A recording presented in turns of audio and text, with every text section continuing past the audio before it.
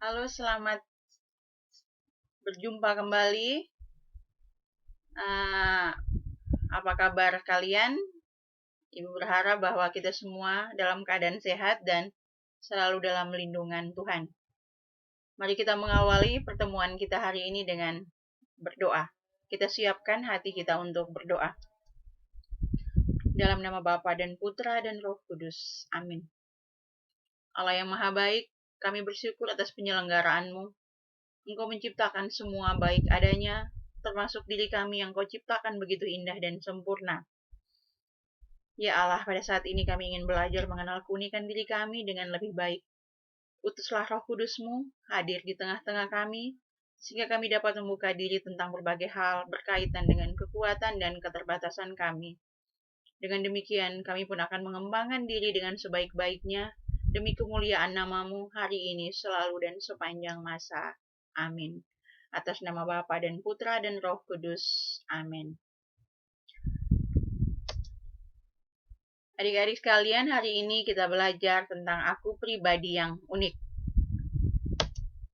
Terlebih dahulu kita melihat bersama-sama apa tujuan dari pembelajaran ini, yaitu memahami bahwa diri kita adalah citra Allah yang luhur dan bermartabat sebagai laki-laki atau perempuan, sehingga mampu menyadari segala keunikan dari diri, kelebihan dan kekurangan secara autentik. Kita manusia dikatakan unik, yang artinya bahwa tak ada satu orang pun yang mempunyai kesamaan dengan orang lain. Bahkan manusia kembar sekalipun mempunyai perbedaan. Keunikan itu bisa kita lihat dari hal-hal fisik atau jasmani, psikis, bakat, kemampuan, pengalaman-pengalaman yang kita miliki, maupun lingkungan pergaulan kita. Keunikan diri merupakan anugerah yang menjadikan diri kita berbeda dengan orang lain dan dapat dikenal dan diperlakukan secara khusus pula. Setiap orang mempunyai kekuatan dan keterbatasan. Tidak pernah ada manusia di dunia ini yang memiliki kesempurnaan tanpa keterbatasan. Manusia yang paling kuat sekalipun pasti mempunyai keterbatasan. Sebaliknya, sekecil apapun keterbatasan kita, pasti ada kekuatan di baliknya. Meskipun pribadi kita tidak sempurna, namun pasti ada keunikan, ada kemampuan yang kita miliki. Manusia dikatakan sebagai makhluk indah dan istimewa. Keistimewaan dan keagungan manusia hendaknya disadari oleh setiap pribadi kita. Di dalam kitab Kejadian dan juga kitab Mazmur menceritakan tentang keistimewaan manusia dan keagungan manusia secara indah sekali. Dalam kitab Kejadian bab 1 ayat 26 sampai 31, kisah tentang penciptaan manusia. Allah menciptakan manusia. Apa pesan dari kitab Kejadian dalam hubungan dengan keunikan manusia? Yang pertama, waktu menciptakan manusia, Allah merencanakan dan menciptakan menurut gambar dan rupanya, menurut citra Allah sendiri. Dalam Kejadian bab 1 ayat 26. Yang kedua, Allah menjadikan manusia berkuasa atas buatan Tuhan. Segala-galanya telah diletakkan di bawah kakinya. Mazmur bab 8 ayat 7. Yang ketiga, waktu menciptakan manusia, Allah seolah-olah perlu bekerja secara khusus. Tuhan Allah membentuk manusia dari debu tanah dan menghembuskan nafas hidup ke dalam hidungnya. Bukankah kita begitu istimewa? Kita bisa melihat dari teks tadi bahwa dalam kisah penciptaan, Tuhan menciptakan kita berbeda dengan ciptaan Allah lainnya. Bukankah kita dikatakan sebagai manusia yang istimewa? Tuhan memperlakukan kita secara khusus. Manusia sudah dipikirkan dan direncanakan oleh Allah sejak keabadian.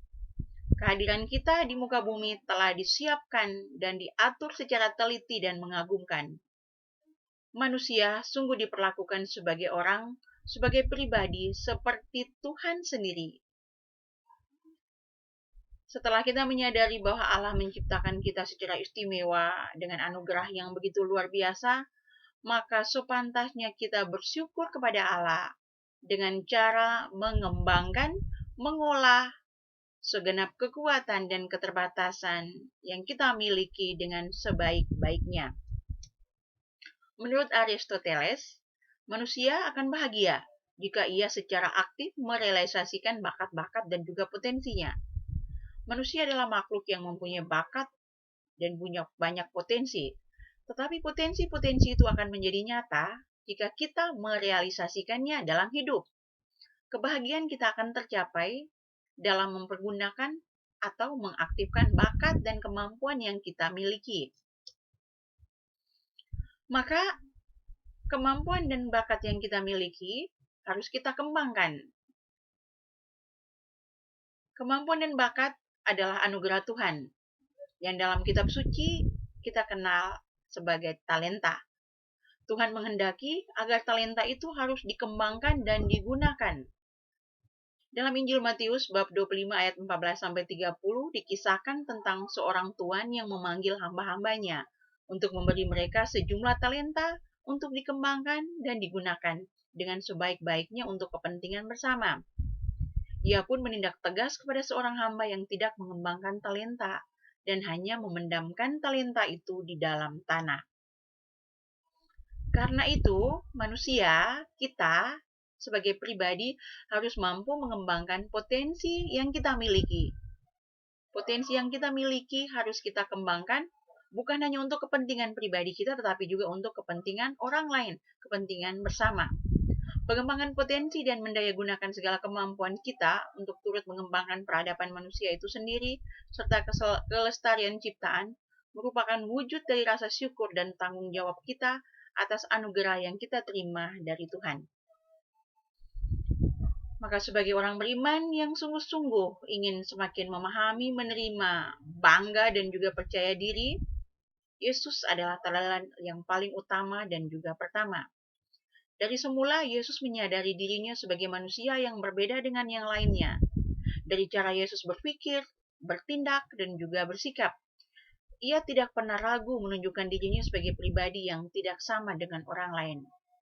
Maka sebagai orang beriman yang percaya pada Yesus, yang mengandalkan Yesus dan menjadikan Yesus sebagai tokoh idola, maka kita seharusnya menyadari, mengerti dan menyadari diri kita apa adanya.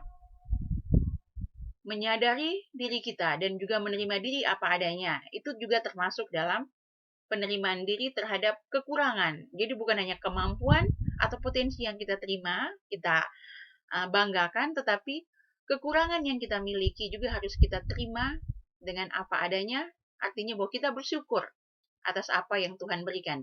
Dengan demikian, kita pun akan semakin mengembangkan diri dan melakukan sesuatu dengan kesadaran diri, penerimaan diri, kepercayaan diri, dan perasaan aman yang tinggi. Dengan dasar itu, kita dapat mengisi hidup, meraih cita-cita, dan melaksanakan panggilan Allah. Semoga kita mampu memahami diri sebagai makhluk pribadi yang unik dengan segala kemampuan dan keterbatasan kita, sehingga kita dapat menerima diri, bersyukur atas keberadaan diri kita sebagai pribadi yang unik. Sebagai pribadi yang indah dan istimewa, yang terungkap dalam tulisan Douglas Malloch yang berjudul Be the Best, jadilah diri sendiri yang terbaik. Marilah adik-adik sekalian, kita menutup pertemuan kita hari ini dengan bersama-sama membacakan. Jadilah diri sendiri yang terbaik. Jika kau tak dapat menjadi pohon miranti di puncak bukit, jadilah semak belukar di lembah. Jadilah semak belukar yang teranggun di sisi bukit. Kalau bukan rumput, semak belukar pun jadilah.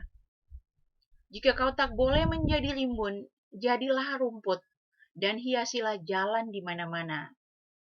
Jika kau tak dapat menjadi ikan mas, jadilah ikan sepat. Tapi jadilah ikan sepat terlincah di dalam payau. Tidak semua dapat menjadi nahkoda, lainnya harus menjadi awak kapal dan juga penumpang. Pasti ada sesuatu untuk semua. Karena ada tugas berat, maka ada tugas ringan, di antaranya dibuat yang lebih berdekatan. Jika kau tak dapat menjadi bulan, jadilah bintang. Jika kau tak dapat menjadi jagung, jadilah kedelai.